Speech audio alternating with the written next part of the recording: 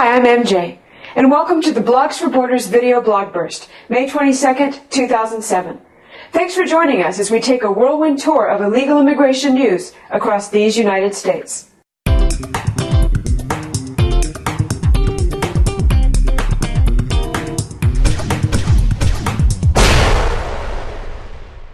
Everyone is talking about the A word, Amnesty, this week, as our Senate prepares another ridiculous bill filled with back rubs, chocolates, and other assorted goodies, like, citizenship for our invaders. Of course, supporters are trumpeting all sorts of tough measures the bill will take to address the problem of illegal immigration. But history tells us that the government is much more willing to give illegal aliens treats than to treat the American people to a delicious little delicacy we like to call law enforcement. Which made us wonder, why are they so desperate to pass a bill like this? And even more puzzling, why does big business support this effort, as it will raise the wages of former illegal aliens? We think they are scared to death of the grassroots movement on this issue, and hope to preempt it by passing something, anything, that they can hold up to the American people and say, "See, we fixed it. You can all go back to sleep now." And why do grassroots efforts have them soiling their pants? Because they know something that you, me, and every American should know. These local grassroots efforts are doing the one thing our government can't, or won't. They work. The last thing the quivering elites want us to realize is that we are the true solution to illegal immigration through our efforts in our local communities. Why do you think organizations like the ACLU and MALDEF throw wads of money trying to stop citizen-propelled actions on the local level? Because the power really does lie with the people. We just have to realize it and wield it. Washington is not our savior, folks. Washington is never our savior. So the next time you see El Presidente or a Congress critter publicly crapping his pants over this issue, be prepared to hand him the people's solution. For the immigration crisis, and for the other thing, too.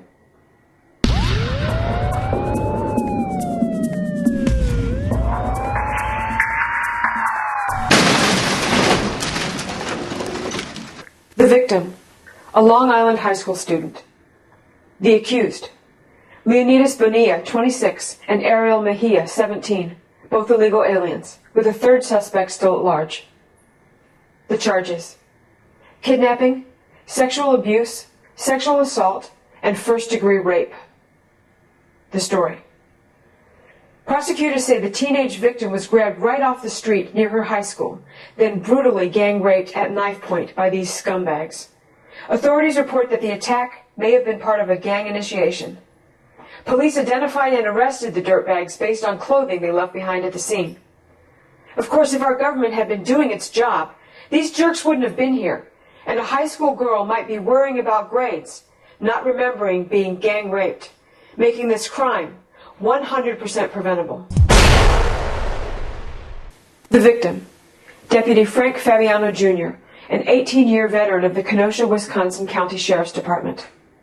The accused, Ezekiel Lopez, illegal alien. The charge: first-degree intentional homicide. The story: Deputy Fabiano pulled dirtbag Lopez over late last Wednesday night. A police officer responding to provide backup arrived to see Fabiano ordering Lopez out of his van. The scumbag, who admitted to drinking and being high on $200 worth of cocaine, responded by opening fire. Fabiano was pronounced dead at Kenosha Hospital. Lopez, who uses multiple identities and social security numbers, is no stranger to breaking the law. Aside from being in the country illegally, well, you might want to sit down for this. 2001, arrested for lewd and lascivious conduct in Utah. 2003, arrested in Texas on a gun charge and picked up in Missouri for OWI. 2004, charged in Kenosha for domestic battery, disorderly conduct, and bail jumping.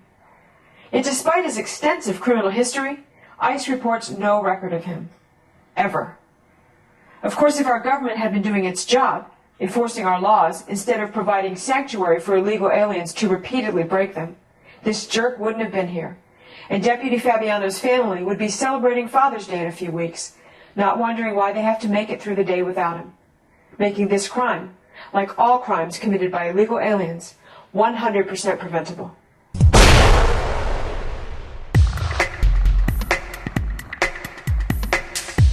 Continuing the amnesty theme, our nominee for Jackass of the Week is someone who has had his pudgy fingers in every single amnesty and immigration debate this country has seen for the last 40 years.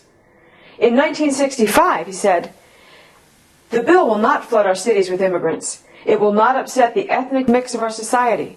It will not relax the standards of admission. It will not cause American workers to lose their jobs." In 1986, he said, "This amnesty will give citizenship to only 1.1 to 1.3 million illegal aliens. We will secure the borders henceforth. We will never again bring forward another amnesty bill like this."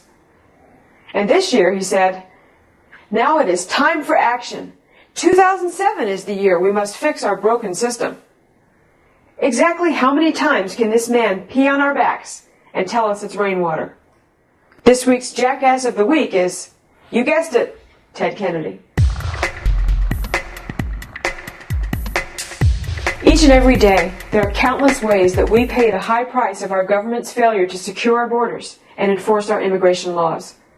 In the words of one American citizen, this is one. Linda Phillips's life became a living nightmare for nearly 20 years. Confined to her house like a prisoner and on an oxygen tank 24/7, she was unable to leave her house to do even grocery shopping or even household chores. The tuberculosis she had suffered from had weakened her lungs so badly that she could not overcome pneumonia. She was only 66 years old when she died. She died October 3rd, 2005, an hour after the ventilator keeping her alive was removed. Tuberculosis used to be a raging epidemic in this country. It was American determination that nearly eradicated it from our society. Now it's making a comeback through illegal immigration. How do you know that you, your family, your community is not being exposed to this disease or any other disease by coming into contact with illegal immigration? Linda Phillips had no idea. This is her watch. She only weighed 92 pounds when she died. This is what tuberculosis does.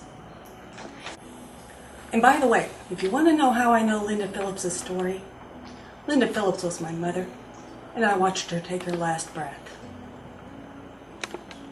Thank you, ma'am, for having the courage to share your incredibly personal loss with us. It is crucial that Americans know the truth that the media won't tell.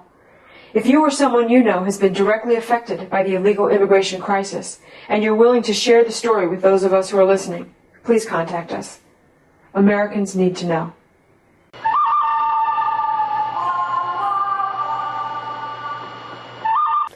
Though the proposed amnesty bill is about as bad as it gets, it has forced several presidential candidates to come out strongly against it.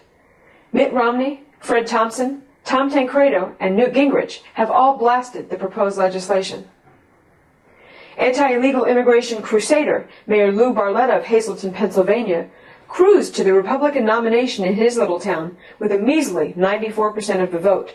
Then, for dessert, he won the Democratic nomination too.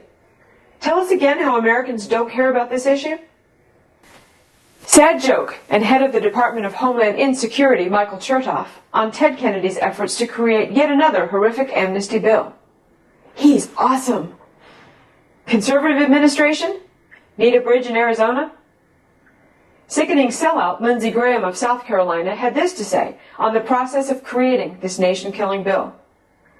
"This is what my 9th grade teacher told me government is all about, and I finally got to experience it." Akin perhaps to John Wayne Gacy's 9th grade teacher's lesson plan on being a clown. Meanwhile, Pennsylvania's Arlen, "I'm not a conservative, but I play one on the Senate floor," Specter, attempted a joke. "This will restore the rule of law."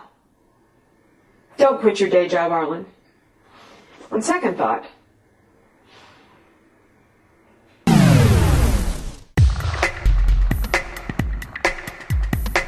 thanks as always for clicking in to this week's edition of the Blogs for Borders video blog burst. And in case you still need a little motivation to call your senators this week, or a little help elevating your blood pressure, Antonio Villaraigosa, the mayor of Los Angeles, our second largest city, once said this about who belongs in leadership and in America. It is not enough to elect Latino leadership. If they're supporting legislation that denies the undocumented, they don't belong in office, friend. They don't belong here.